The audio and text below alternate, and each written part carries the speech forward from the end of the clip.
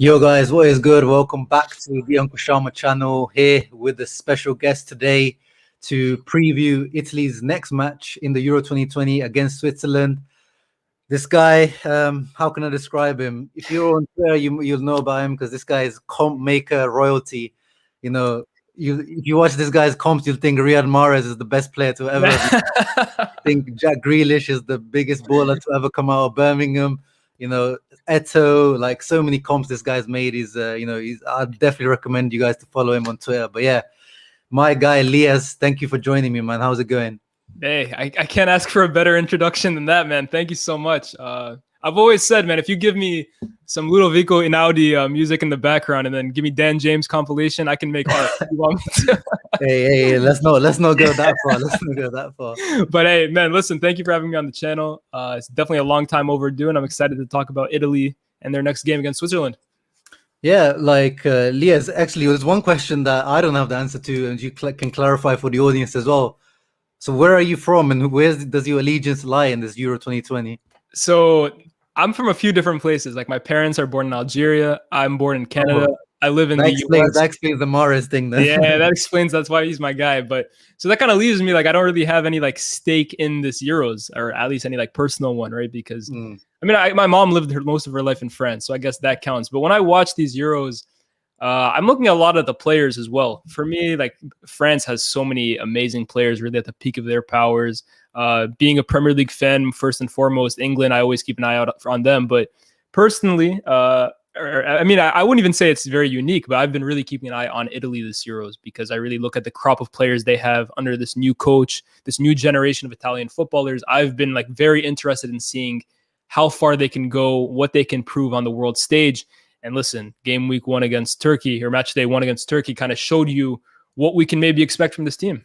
Yeah, it was a very interesting matchup. I was personally a little bit disappointed with Turkey. What did you make of that match in Turkey and Italy in general? Yeah, I mean, I think alongside Italy, right? Everyone is calling Italy the dark horse for this tournament, and I kind of question like, if everyone thinks you're a dark horse, can you really be a dark horse, right? But Turkey has also been one of those teams that like everyone is very high on. Like people talk. In fact, they are the youngest team going into this tournament. They have a lot of players also coming in on great form. You talk about Yilmaz, you look at Celik at right back. So to see the way they not even just lost the game, but really performed against Italy on match day 1 was very, very disappointing. It looked like the method of going into that game was simply to kind of just sit back, absorb pressure, and hope to strike Italy on the break. But Italy, I thought it was a masterclass from Mancini, in my opinion. I think he did such a good job at really clogging up the midfield. There was really no threat from the likes of Çalhanoğlu, for example. Yeah. And up front, it was just Burak Yilmaz isolated by himself. So for me, like Italy were by far the better team. And I think as much as you can say Italy were great, Turkey were also extremely disappointing. And they will have to show a lot more form this Euros if they are to progress from this group. Yeah, man. Like it felt like Turkey were playing as if they were a Italy team from the 70s and 80s. It was full catenaccio. Yeah. Trying to counter with 35-year-old Burak Yilmaz. It just made no sense to me. It was very disappointing. Well, speaking quickly, because the Slovakia match just finished, Lewandowski, are we putting him on fraud watch? I think it's a bit too late for that, man. I think on Twitter, he's been on fraud watch for months these days. But listen, Poland are, again, another team. Every tournament, it seems like they go in with a level of hype, a level of excitement around the team. I mean, this is a pretty favorable group for them, you'd think. Spain are definitely not at their best of the last decade. Slovakia were supposed to be the whipping boys. You'd kind of put Sweden and Poland at the same level, but to already lose match day 1 against a team that most people expected to come dead last it doesn't bode well for Poland. And Lewandowski, now this makes it yet another game without a goal at an international tournament. He, to this date, only has a penalty. So, yeah, like you said, it doesn't bode well for his big game reputation. Hey, a few months ago, I tweeted, and a few Interisti did this. Like, we're not saying that this is he's a favorite or it should happen, but we're saying that if Lukaku, after carrying Inter to the Serie A title after 11 years, and now if he continues this form, he scored 2 goals and he gets the golden boot for the Euros. I don't think it's that clear. You know, everyone's saying that Lewandowski should easily win the Ballon d'Or. I think Lukaku can make a late claim for this. Like, is I think I'm being is serious. Lukaku the real RL9? Is that the question at hand right here, man? He might just be. But hey, after the season that Lukaku just had, like, Lewandowski will score goals in the Bundesliga, and that's like, listen, his numbers are just out of this world. But it's a valid point. Lukaku this year has really kind of banished his big game demons that he seemed to have in the past. He has proven that he can be a complete striker. Like, there are no visible weaknesses in this guy's game at the moment. And Lewandowski is a terrific striker, all jokes aside. But you're absolutely right. Like, you get judged and remembered on what you do on the biggest stage. And Lukaku, if he finishes this Euros as the top scorer after coming off a season where he returned Inter to their rightful place at the top of Serie A, his legacy is looking fine. Exactly, bro. You know, people were laughing at that claim a few months ago, but it's not looking too funny now, especially if Lewandowski drops a stinker. And obviously, it's not all Lewandowski's fault. Shouts out to Milan Skriniar. Skriniar. I didn't watch the whole match, but it looked like a pretty much man of the match performance, and he got the winning goal as well, which is something that he's added to his arsenal this year. Like, before, in the past, he wasn't particularly a high scoring defender, but this year he had that one winning goal against Atalanta. There was that equalizing goal against Roma, that winning goal against Hellas Verona. So he had 3 or 4 goals this season for Inter now, winning goal for Slovakia. He's adding that clutch, goal that, the likes of the Ramoses and, the Marquinhos have in the game. So, another player that can make a, big, claim for their reputation in this tournament. I think. I know a lot of Premier League clubs already wanted him. Spurs wanted him, but if he performs like this, his price is gonna shoot straight up to the moon if he plays like this. What do you think of Skriniar? I think Skriniar is terrific, and I know he's a guy that before this season, a lot of people were talking about. He'd been on the decline.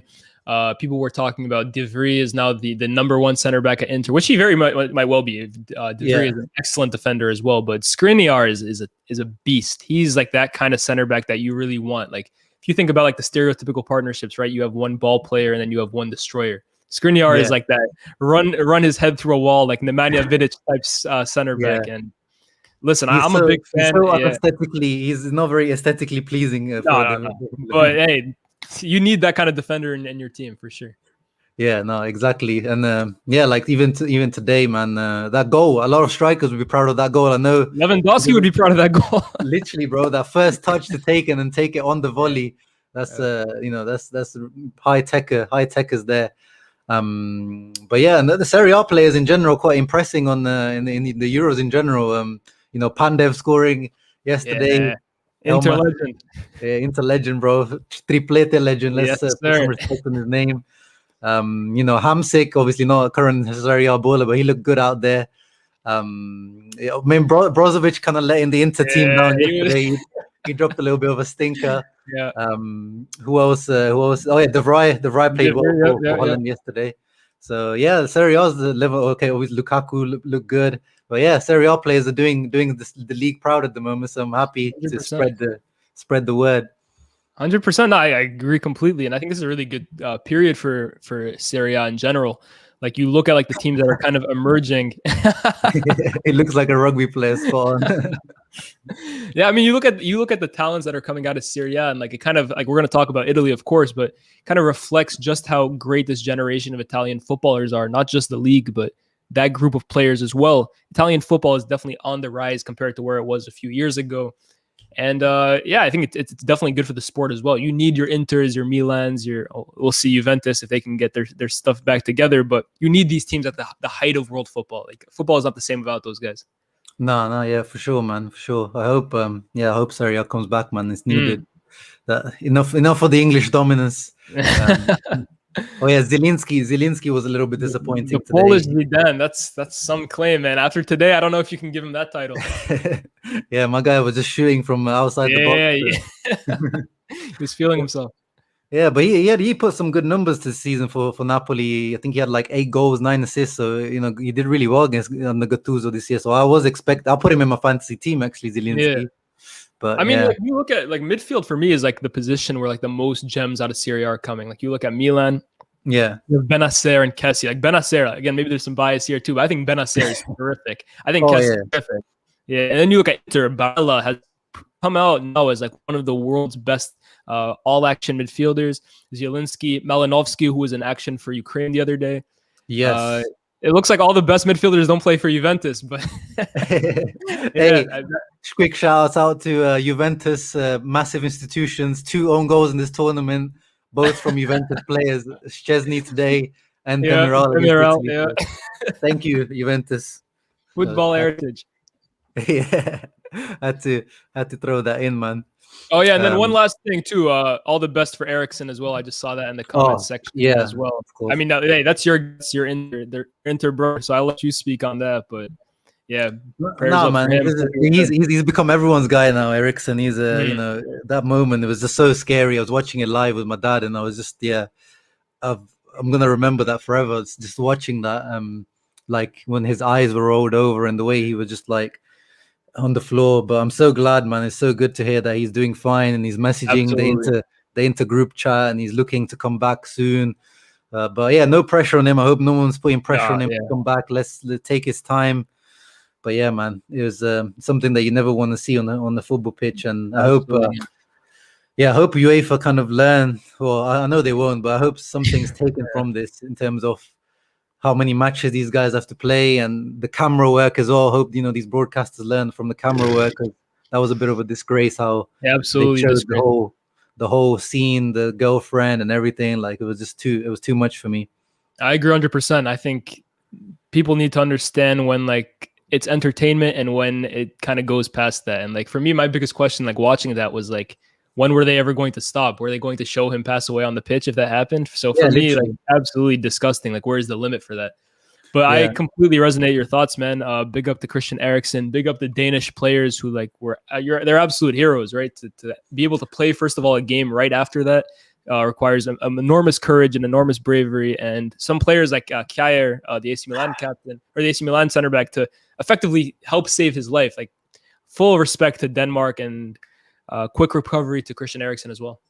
Yeah, man. Yeah, see, Kjaer or however you say his name, he's become everyone's favorite player, quite rightly, man. The actions he took, the speed with which he took them as well, and there's rumors that AC Milan, like you just called him captain there by mistake, but I think he is the leader. Milan are actually looking to maybe make him captain now that Romagnoli is not looking like he's going to be even a starter anymore. The rumors gone, so there is that gap in the team. So it could be, I think it's going to be between him and Kessie for them. Absolutely. But let's move on to what we've got you here for the Italy-Switzerland match. Let me just pull up the who scored predicted lineups so we can just talk through. So it's looking like pretty much for Italy, I'm predicting, and I hope pretty much that it will be the same exact lineup because the players that played last match pretty much deserve it. Apart from obviously Di Lorenzo coming in for Florenzi. I think that changed the game as well. If I'm going to give my 2 cents on that, I think that Di Lorenzo substitution, if you notice the first half, everything for Italy was coming from the left in Insigne and Spinazzola, who for me was man of the match by a mile. I thought he was tremendous. But the minute Di Lorenzo came in for Florenzi, it really unlocked Verratti, who had much more influence on the game. He's the one who put in the cross for the own goal from Demiral. So for me, he has to be a starter there. I'm interested, though. You said you want to see really the same team. I mean, I think you're right. It will be the same team. But as an Inter fan, I would have thought that you'd want to see Bastoni in there over one of the more aging duo of Chiellini and Bonucci.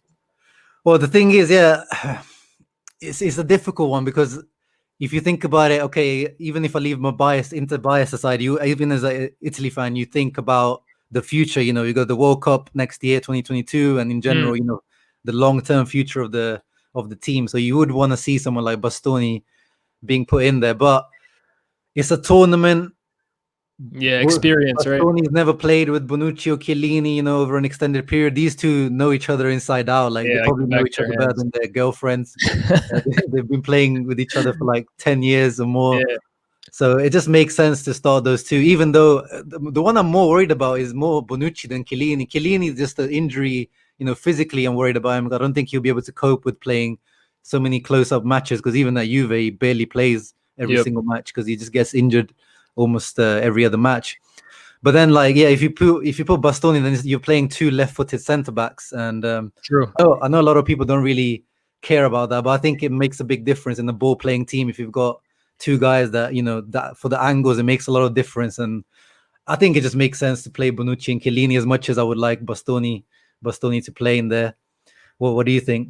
I think you're absolutely right with the left-footed point, and I think you're really going to see that in today's game. Spain, right? They now have 2 left-footed center backs in Pau Torres and Aymeric Laporte. Of course, that wasn't a problem when Sergio Ramos was there, but I really do think that's a perfectly valid point. You do want to have one right-footed on the right, one left-footed, and I mean, at the same time, like as a United fan, right? For us, it's Maguire and Lindelof. We're both right-footed, but it just feels like with left-footed players, like you need one left foot, we need one right foot.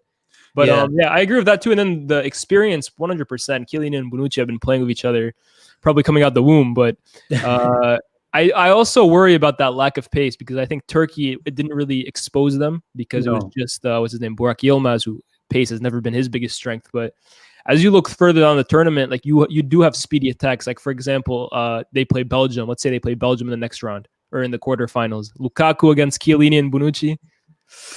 Yeah, I don't know. Yeah, Italy play quite a high line as well, so it is one of the worries.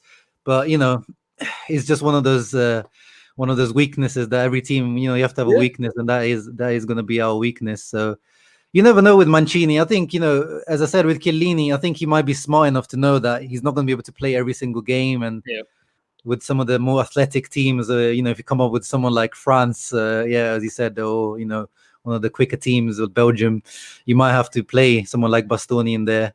And then obviously, maybe you tuck in Spinazzola a little bit more, or Di Lorenzo, who are some of the fastest players on the team. So there are ways to counteract that lack of pace, but it is a bit of a worry, especially with the Jorginho shielding in front of them as well, who's not the quickest on the transition. Definitely not. Chelsea fans will tell you. Definitely not. But as you said, Spinazzola was my man of the match last match as well. He definitely needs to be starting. Di Lorenzo, I'm happy, as you said, he changed the match because when Florenzi plays, he plays more tucked in, and then Berardi is very similar to Insigne. They both like to come inside. They're almost like half, almost like second strikers because they like to come inside. Absolutely, that's what it is. I think if it was Chiesa, then because he likes to hug the touchline. On the right wing, you could probably get away with playing Florenzi, but with Di Lorenzo, you need someone that goes on the outside so Berardi can come in. So I think that works well, especially on Who Scored. They've got it the wrong way around because Barella plays on the right side, and he goes up on that side as well with his hard work. So it will make sense. What did you make of Locatelli? Do you watch much of Sassuolo? Because I really like him for Sassuolo, and then some people, how Twitter is being reactionary. Yeah. They were already starting to say, the Sassuolo tax, the Serie A tax, all this kind of stuff. But I thought, apart from the initial first half where it seemed like there was a little bit of nerves, a few misplaced passes, I thought he played quite well. I mean, yeah, you got it spot on, man. Twitter, everyone becomes a Serie A expert or an international football expert the minute the minute they watch the international tournaments, right? No one has watched Locatelli play all season, and then the minute he's on the biggest stage, this is a guy who's been super hyped up, linked to big clubs. Everyone makes judgment in one game, or even less. One half of football, they make their judgments. But I think with Locatelli, like he's a tremendous defensive midfielder. Like he's someone like his profile is needed at United. I would love him at Manchester United, even though it looks like Juventus is his most probable destination. One thing I will say, though, I think the biggest reason for because I think the first half, there was some criticism there, rightfully so. I don't think he was at his very best. The second half, he definitely improved as the game went on. But I think he is more of a guy who kind of sits at the base of a 3. I mean, maybe you can correct me because you probably watch more of him. But I think he's more of like your natural number 6. Whereas with Italy, he's playing next to Jorginho, who is also like that kind of player. So they're kind of playing next to each other rather than one in behind. And I don't think you'll see the very best of Locatelli in that position, But no doubt about it, right? Like when you look at a modern day defensive midfielder, you want someone who is adept at first of all, breaking up the play, which I think is the bare necessity. You have to be defensively solid. And you have to be someone who can pick up the ball off your defenders and start attacks. Like you are the first wave of attack for your team. So while everyone is really looking at guys like Declan Rice and Ndidi, of course, because they watch them more in the Premier League, you need someone who, the minute he gets the ball, a bit like Busquets, Rodri, Carrick, you need that kind of profile. And Locatelli, for me, is next up in line in that kind of defensive midfielder. And this guy says I wouldn't call Locatelli a defensive midfielder. To be honest, that's fair because he's not really like a destroyer like that. But he is kind of like that deep-lying midfielder. Like I think that's probably the better way of saying it. The regista. He's definitely a regista. So he might not have, Jorginho's not a defensive midfielder. I wouldn't call him a defensive midfielder, but he plays that deep lying playmaker role. So and he's definitely got a little bit more physicality to him than Jorginho would say. He's got a bit of bite to him for sure. Yeah. And I think that's something that he developed at Sassuolo. I think he's bulked up the last couple of years. He used to be quite a skinny guy. I agree. But yeah, he plays quite a similar role. Like I was looking the other day, like the three midfield is quite similar to what Inter plays. So like Jorginho plays like kind of the Brozovic role. Yep.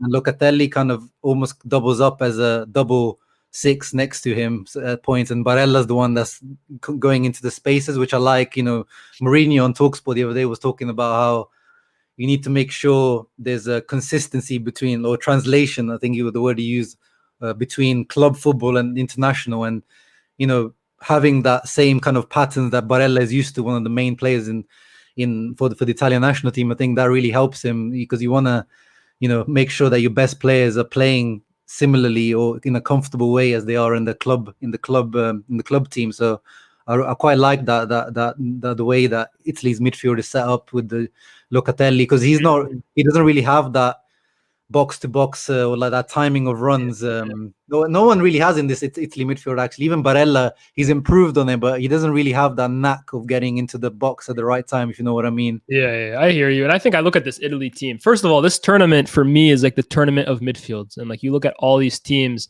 they have there's a lot of teams with amazing midfields in this tournament. And Italy, for me, probably has the most depth in those positions out of every team. Like we haven't even spoken about Marco Verratti, who for me is just like on his day. Yeah. Like one of my favorite players. Like he's absolutely sensational. I don't know. I'm not aware of like how big his injury problems are. You probably know when you probably expect to have him back. Do you have any idea for that? Yeah, I kind of I tweet a lot about his injury issues. Because I really like him. Like he's like for Aesthetics FC, he's the captain. He's the poster boy. Yeah, but this guy for PSG and for Italy, like he's missed all the big tournaments for Italy due to injury. He's missed a lot of crucial Champions League matches for PSG due to injuries. So this guy has a bit of a history. He doesn't get serious injuries, but always seems to be little muscular ones, like Stefano Sensi. So he's supposed to be on his way back. There's even rumors he might even play a part against Switzerland. He took part in training in a training match the other day. Actually, it was quite nice to see. It was a Pescara's Primavera Italy played against as a little warm up. Yeah, and that's where he comes from, no? Yeah, like no, he doesn't come from there. But he played, right? So yeah, and he played like he had the Pescara shirt on. So that was a little shout out to that Pescara team, him, Immobile, and Insigne. Insigne. I think it was someone else as well. There was a few guys on that team, but it's a streets will never forget type team. No, I'm with you 100%. Like I said, Verratti, I don't think there's any doubt, right? If he's fit, he gets into Italy's midfield. But then you also look at like the options outside of him, like Stefano Sensi, like you just said, Lorenzo Pellegrini for Roma, another great option to have in there. So Italy is just they're both injured, bro. Oh, there you go. Because if they're all fit, like that's depth that very few midfielders have. Very few international teams have to offer Verratti and Sensi. Yeah, basically they have the same muscle structure. They have the same doctors. Yeah, but yeah, I mean that's just amazing depth in midfield, and for me, like that's really the star of this Italian team. It's the midfield, because for me, I came into this tournament not really as worried about the defense, but also more so about the striker position, because I was looking at Immobile, who was kind of, I mean, like club level. There, you can't question the numbers that he's put up, but for me, he's always been a guy that in the big moments, in the big tournaments, on the brightest stages, he kind of comes up short. And for me, for him to get a goal on his first game in Euro 2020 is massive for him, for his confidence, and for Italy going into this tournament, because between him and Belotti, I don't think you really.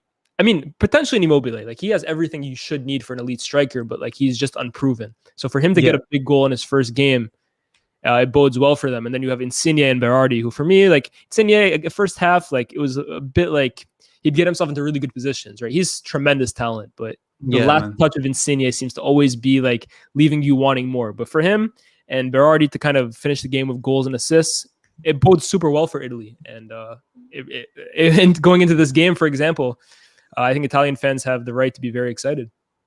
Yeah, no, it's just to finish on that Verratti point. I want to make sure that they don't rush him back. I know he's like a really key part of the team, but Locatelli's doing well in that role. As a few people mentioned, we've got Castrovilli who came in for a last-minute replacement for Sensi. He can play that role too. I'd rather not play Cristante if we have to. I really don't like him.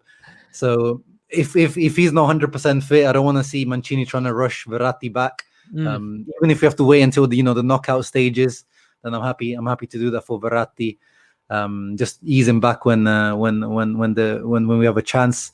And the front three, as you said, great to see that all three of them were involved. I think everyone's issue mainly with the attacking for Italy. Everyone was kind of boasting the midfield and hyping up the midfield and the wingers, but the strikers was everyone's big question mark, him and Belotti. So I'm happy that Immobile got that goal. Someone asked a question which I wanted to ask you as well. Berardi started, which was a 50-50 between him and Chiesa in the first match against Switzerland. Would you start Chiesa, who's got, as Alexander says, the non-stop drive, his running very direct, a little bit more maybe he doesn't cut inside as much as Berardi, maybe more of a pure winger than Berardi. What do you think? I mean, Chiesa was someone who surprised me massively this tournament, this calendar year for Juventus. Like at Fiorentina, I was never like his biggest admirer, but since he's come to Juventus, his form has skyrocketed. Arguably Juventus's main man, even with Cristiano Ronaldo's goals, right? He's been the guy who always seems to appear in the big games for Juventus.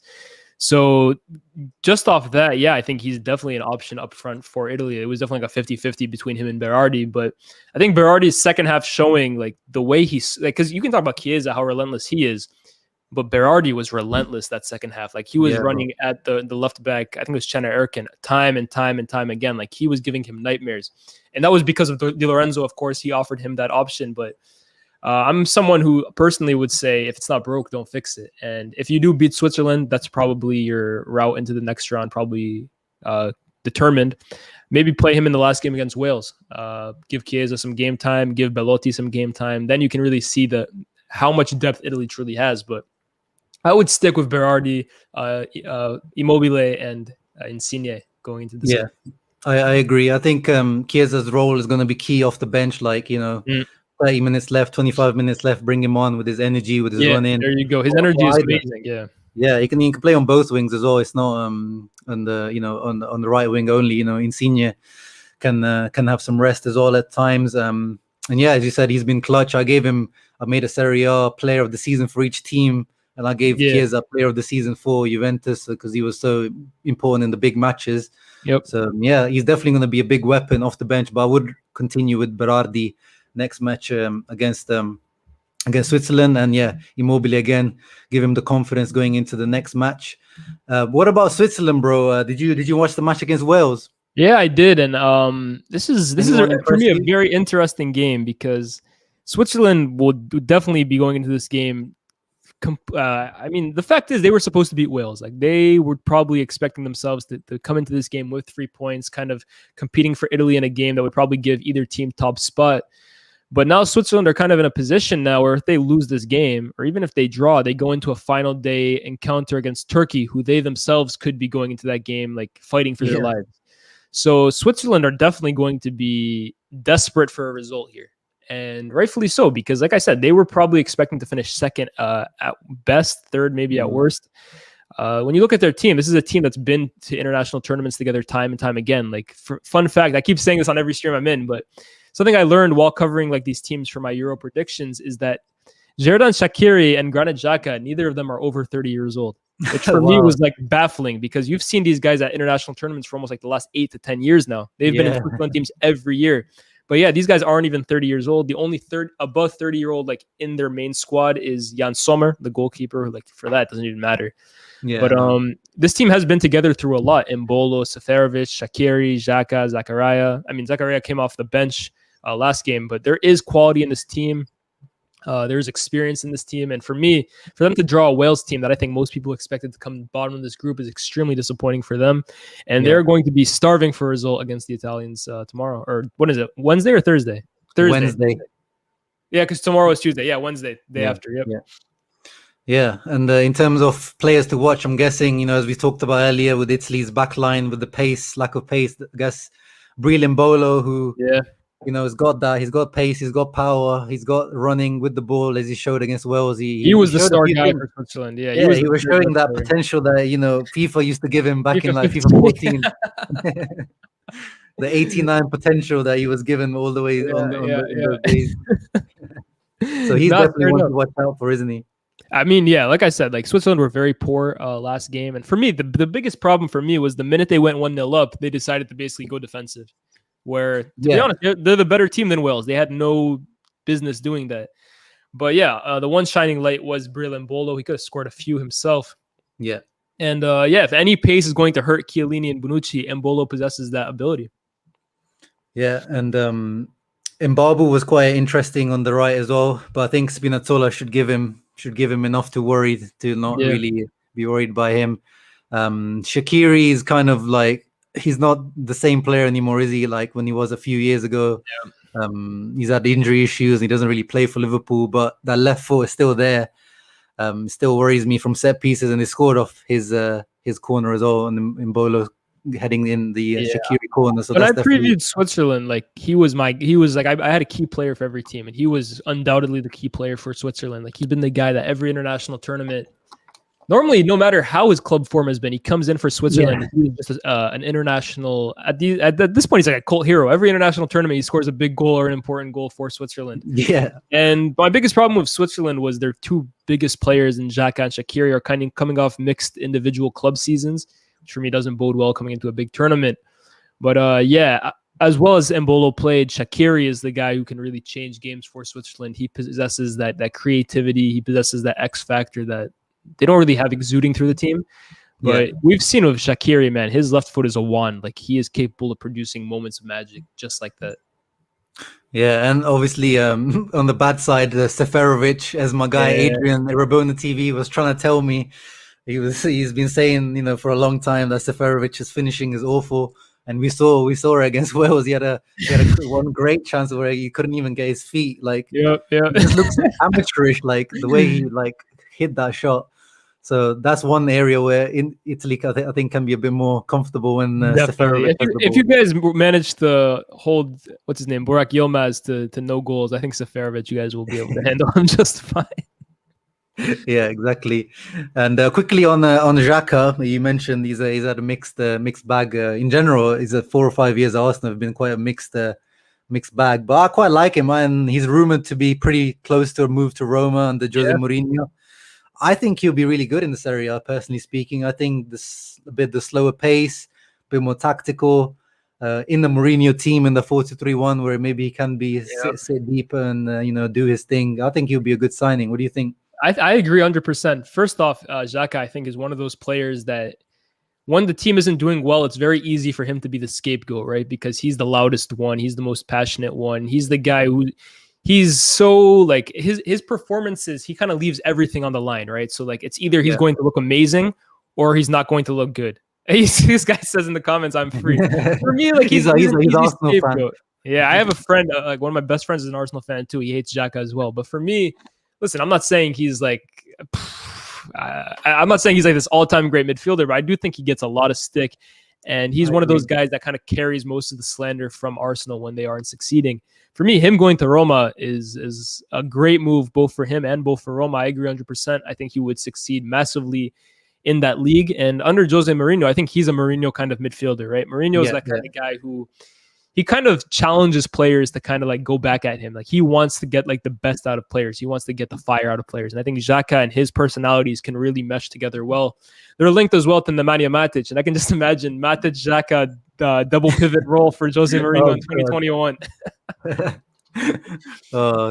Actually, I wouldn't even be surprised if that happened, knowing Mourinho. In terms of, obviously, let's give a match prediction, then we move on to how you think Group A will pan out in the end. How do you think this match will pan out by tomorrow? There's a part of me, man, that says Switzerland could draw this game. I think they're going to literally throw everything at this game to basically have a better chance of staying alive on the final day. Because for me, I think Turkey is going to beat Wales. I'll tell you that right now, which would leave Turkey and Switzerland kind of playing out one last game on the last day to basically like winner takes it all. Winner goes to the next round. But I was impressed by Italy, man. I think you guys really grew into the game. You guys showed great defensive resoluteness. Like you guys completely locked up Turkey. So for me, I think Italy will win this game. I'll go 2-0. I'll go 2-0 Italy. You guys will, for me, will win the group, and I think it'll kind of spell a last day a game between Switzerland and Turkey. Winner takes second place. But I say Italy 2-0. So you're going we're keeping a clean sheet then. That's another thing. You guys keep 2 clean sheets in a row. Maybe 2-1. Give me 2-1. 2-1 Italy. You guys, you made me reconsider it a little. Maybe not 2 clean sheets in a row. 2-1. Yeah. Because I said 2-1 last time, and then obviously it ended up being 3-0. A little better. I reckon, as you said, like I think Switzerland have got a few, Xhaka or Shaqiri from range. They've got ability, set pieces. They've got some good players in the air. I reckon they can score 1 goal. I'll go for a 2-1 as well. I think one of the midfield. I'm saying Barella. Barella's gonna score 1 this time. Break his duck in the tournament. I'd love Barella to kind of announce. My biggest prediction for this Euros was that Barella was going to announce himself as one of, like, a common opinion would be that he's a world-class midfielder, because again, Serie A fans know how good he is, but we need to get this guy over to Premier League Twitter, and like people need to appreciate him over there. Nah, man, we're good. We don't need Arsenal fans claiming that he's gonna go to Arsenal for like 40 million just because Inter broke. I don't need that. I don't need that energy in my Twitter timeline. But we got Cenk. We got Cenk in the house as well. Big up to him. And speaking of Turkey, then let me just pull up the group real quick. How do you think the group will pan out by the end of the group stage? Honestly, I predicted before this tournament even started it would be Italy and I believe Switzerland, Turkey, and Wales. I think I'm going to go Italy, Switzerland, Turkey, Wales. Honestly, that Turkey goal difference is killing them right now. I think that's not the result you want to get on your opening game. So I think Italy, Switzerland, Turkey, Wales. And to be honest, again, with that goal difference, if they finish on 4 points or even 3 points, Turkey, that leaves them in a position with that goal difference. There's going to be other teams on 3 points in third place, maybe 4 points. That's going to hurt Turkey massively. So for me, they are in danger of not even qualifying for the next round. They may need to finish second to guarantee themselves. Yeah, I agree. I put Turkey second before the tournament started, but because of that goal difference, I might have to move them down and Switzerland. I put Switzerland there. I think they'll have enough to just sneak through. I think, but it'll be tight. I think it'll be tight, because they are on a very similar level as we saw against Switzerland and Wales. It was very, very close matchup. And there was one comment that I didn't ignore, but I didn't pull it up. 1 second. It was from Alexander. It was regarding the Eriksen thing. I'm sorry to hear about your dad, Alexander, passing away. And that's what we were saying in terms of the camera work at the in the Eriksen event. It was just, no one needs to see that, especially people that like you have been through traumatic experiences. It must bring back bad memories. So sorry that you had to go through that, and I hope broadcasters learn from this experience, because no one needs to go through these kind of things. So shouts out to you, man.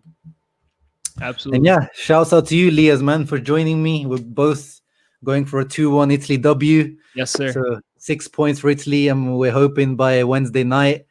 Thank you for joining, man. Is there anything you want to plug? I know you've got your own channel that does great stuff. Plug away. Yeah, thank you, man.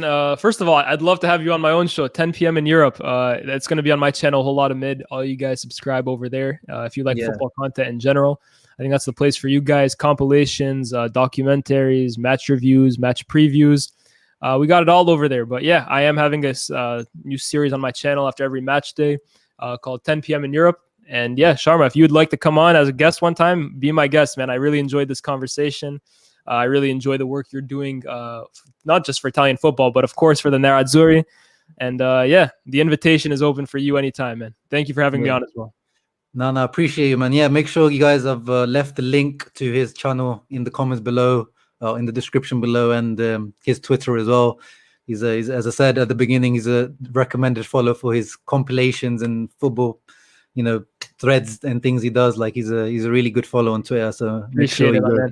Appreciate it. Make sure you go follow him on that. And guys, thank you to everyone who tuned in. Make sure you leave a thumbs up and subscribe if you've come from Lyes' channel or from his Twitter. If you're new to the channel, make sure you subscribe. Subscribe to Sharma, man. Come on. leave a thumbs up. Obviously, supports the channel, and yeah, we will see you guys for the post-match reaction after the Italy match. Yeah, I'll try to get a few guys on for that one, so make sure to keep a lookout for that. And yeah, Forza Azzurri, Forza Inter. Ciao ragazzi. Yes, sir.